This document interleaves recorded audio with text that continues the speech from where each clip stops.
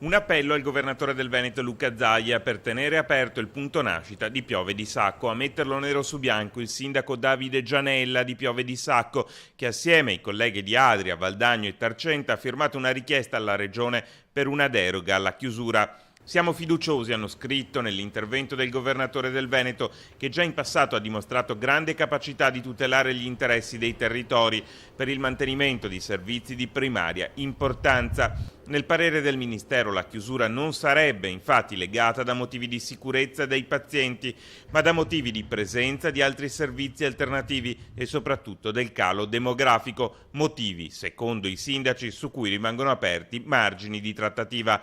Per questa ragione hanno evidenziato: sollecitiamo la Regione e il Ministero a trovare una soluzione affinché i nostri territori con un bacino di 350.000 abitanti non debbano rinunciare ad un servizio di primaria importanza.